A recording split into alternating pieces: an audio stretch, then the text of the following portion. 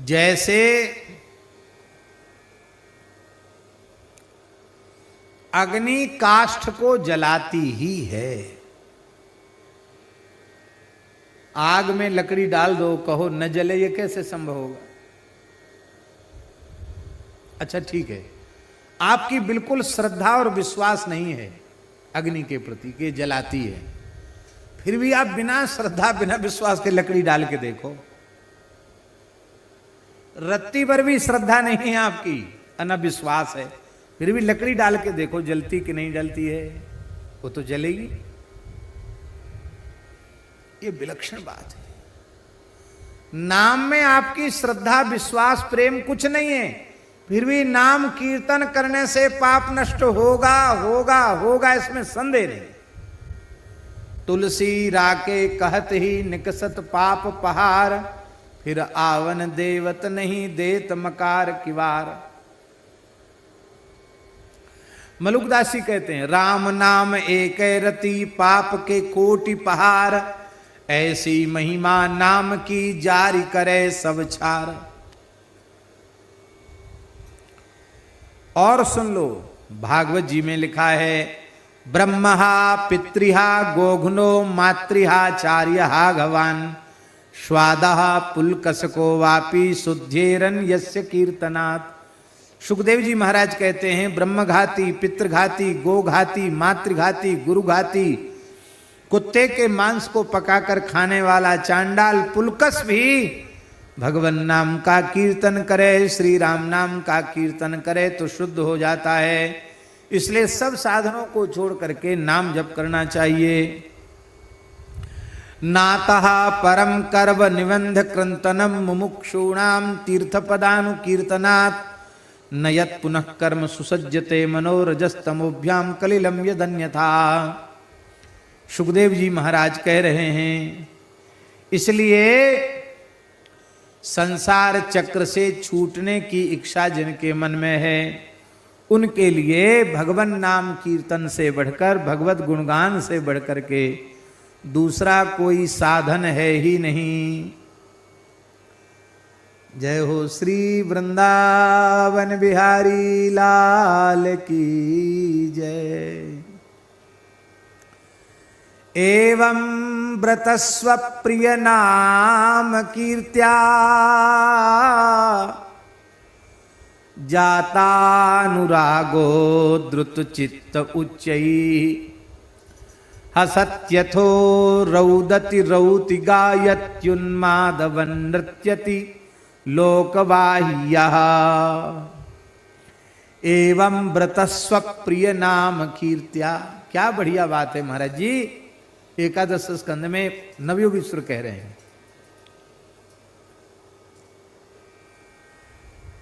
संकल्प पूर्वक प्रतिज्ञा पूर्वक भगवान नाम रूप गुण लीला के गान का जिसने व्रत ले रखा है, उस भाग्यशाली जीव के जीवन में जातानुरागः, उसको भगवत प्रेम अवश्य प्राप्त हो जाएगा। प्रेम लक्षणा रसरूपा भक्ति उसे अवश्य प्राप्त हो जाएगी। जब उसका चित्त द्रवित हो जाएगा, पिघल जाएगा, प्रेम से द्रवित हो जाएगा, तो हसत्यथा, भगवान की ऐसी लीलाओं का दर्शन होने लगेगा, उनको देखकर उसे हंसी कभी आने लग जाएगी। हसती श्री रघुनाथ दास गोस्वामी पाद राधा कुंड में विराजमान थे और नाम जप कर रहे थे और अपने नेत्रों से अपलक श्री कृष्ण के नित्य विहार की लीला का दर्शन कर रहे थे। लीला इस प्रकार की थी कि राधा कुंड के तटवर्ती निकुंज की एक अत्यंत पुष्पित लता के पुष्पों को देखकर श्री वृषभानुनंदिनी राधा रानी ने मनोरथ किया कि हे प्रियतम, इस कुसुमित लता के कुसुमों से, पुष्पों से मैं आपका श्रृंगार करना चाहती हूं, इन पुष्पों का चयन करना चाहती हूं। अब लता ऊंची है, श्री जी का हाथ वहां तक नहीं पहुंचता है, तो ठाकुर जी ने अपनी गोद में श्री जी को उठाकर ऊंचा कर दिया। तो राधा रानी ने एक हाथ से लता को झुकाया और दूसरे कर कमल से फूल चुन चुन कर ठाकुर जी ने पीतांबर की झोली बना रखी थी, उस झोली में फूल चुन के डालने लगी। अब ठाकुर जी को कौतुक हुआ कि ये लता पकड़ के झूल तो रही हैं, थोड़ा छोड़ दें तो थोड़ी और झूला झूल जाएंगी, उस समय इनकी झांकी कैसी होगी। तो ठाकुर जी ने धीरे से अपनी गोद से छोड़ दिया। जैसे ही ढीली गोद की तो श्री जी ने गिरने लगी तो दूसरे हाथ से भी लता को पकड़ लिया। अब लता को पकड़ा तो लता के सहारे राधा रानी झूला झूल गई, झूलने लगी।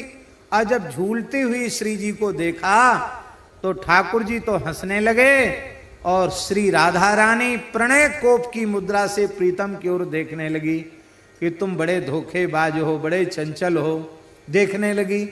इस लीला का दर्शन करके रघुनाथ दास जी हंसने लग गए ठाकुर जी की नटखट लीला को देख करके। ये है हसती। कभी कभी नाम जापक के सामने ऐसी लीलाएं प्रकट होती हैं, उनको देखकर वो हंसने लग जाता है। हसत्यथो रोदती, कभी भगवान सामने प्रकट भगवान सहसा तिरोहित हो जाते हैं, अंतर्धान हो जाते हैं, तो कभी रोने लग जाता है। कभी उसको लगता है कि ठाकुर जी तो वो पहाड़ पर गैया चरा रहे हैं, ये सामने पर्वत पर ठाकुर जी खड़े हैं और मैं यहाँ हूं। अब मिलन की व्याकुलता है, निकट पहुंचने की व्याकुलता है, अब इतने जल्दी पहाड़ पर कैसे पहुंचेगा। तो यहीं से आवाज लगाता, गोपाल गोपाल रौती, उच्च स्वरेण आह्वयति, उच्च स्वर से आवाहन करता, पुकारता है, नाम लेकर पुकारता है। गायति, कभी प्रेम में विभोर होकर गाने लग जाता है, और कभी कभी तो इतना मतवाला हो जाता है कि नृत्यति, नाचने लग जाता है। लोकवाह्यः, उसे शरीर संसार की सुधबुध नहीं रहती है, प्रेम में विभोर बेसुध होकर के वह नाचने लग जाता है। सुखदेव जी कह रहे हैं, यथा गदम वीर्यतमयुक्तम यदृच्छया अजानतोप्यात्मगुणम कुर्यान मंत्रोप्युदाहृता। महाराज, जैसे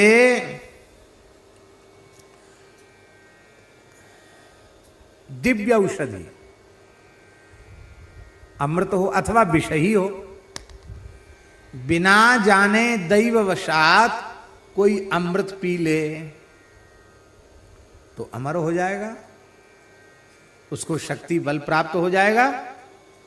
और दैववशात न जानता हुआ विष पी ले तो भी मर जाएगा। ऐसे ही श्री राम नाम की महिमा के बोध के बिना भी, ज्ञान के बिना भी कोई नाम का कीर्तन कर ले, जप कर ले, तो उसका संसार का दुख मिट जाएगा, इसमें संदेह नहीं। मार्कंडे पुराण में भगवान व्यास अपने शिष्यों को कह रहे हैं, धर्मा नशेष संशुद्धान सेवन्ते ये द्विजोत्तमा तेभ्यो नंत गुणम प्रोक्तम श्रेष्ठम श्री नाम कीर्तनम। इतना बढ़िया श्लोक है मार्कंडे पुराण का ये। भगवान व्यास अपने शिष्यों को समझाते हुए कह रहे हैं, श्रेष्ठ वर्णश्रेष्ठ ज्येष्ठ ब्राह्मण आदि बड़ी तत्परता पूर्वक, बड़ी सावधानी पूर्वक विशुद्ध धर्मों के सेवन से जिस पुण्य फल की प्राप्ति करते हैं, उससे अनंत गुणित पुण्य, तेभ्यो अनंत गुणम प्रोक्तम, उससे अनंत गुणित पुण्य की प्राप्ति श्री नाम कीर्तनात्, केवल श्री नाम संकीर्तन से प्राप्त हो जाती। ये व्यासी अपने शिष्यों से कह रहे हैं। बोले नाम की कृपा से क्या मिलता है? यस्यानुग्रह तो नित्यम परमानंद सागरम रूपम श्री रामचंद्रस्य सुलभम भवति ध्रुवम। कहते नाम महाराज की कृपा से जीव परमानंद सिंधु में डूब जाता है और श्री सीताराम जी का मंगलमय दर्शन उसे अवश्य हो जाता है। क्योंकि नाम में ही रूप समाहित है, नाम में ही लीला समाहित है और नाम में ही धाम विराजित है, प्रतिष्ठित है।